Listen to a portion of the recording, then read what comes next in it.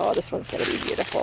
Janae Oliver pulls back the dry, dark husks on a cob of ornamental corn to reveal what's underneath. Right? It's just each kernel is like a burst of sunshine. Oliver's family has been farming these fields for more than 100 years, and they've been selling produce at Painter's Food Market for nearly as long. It's a thriving business that employs more than 50 workers during the peak season. This provincial election cycle, Oliver had hoped to hear more from parties about agriculture. To her, the one party that seemed to be championing the issue, BC United, dropped out of the race. Agriculture is a huge part of BC, and let's make sure.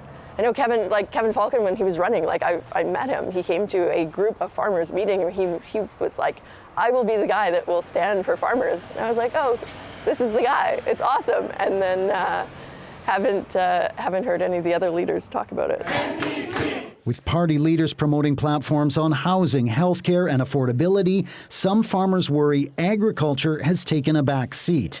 However, important discussions have been taking place behind the scenes. And BC Agriculture Council and our board went around across the province in the 4 to 6 weeks prior to now to connect with MLAs and candidates from all parties to share what the priorities are from the sector to ensure, regardless of what party forms government, that everyone is clear on what the sector priorities are.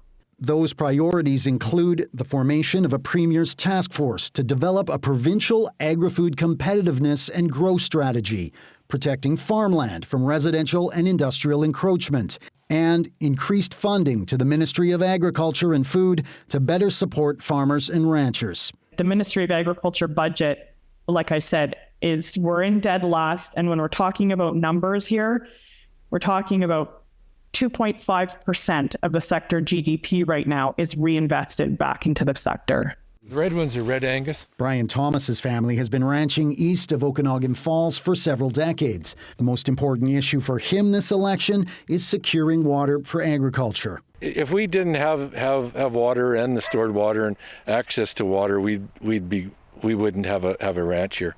He wants the next provincial government to invest more in water storage so that during years of drought, ranchers are not cut off, a situation that happened just last summer. Like what happened up in Falkland or Westwold, then it becomes an issue. So it's something that the government has to realize that, they just can't say, hey, you're not irrigating today, That's why it's so easy to lose a fruit crop. Janae Oliver agrees. As more and more people move to the Okanagan, she wants politicians to ensure that farmers get priority to this vital resource. We want to make sure that we have water. That's my biggest thing, is making sure that we're protected. Farms like this one are vital to the BC economy, growing food and employing people who live here. She hopes that's something that will remain constant in the Okanagan, regardless of which party wins this election.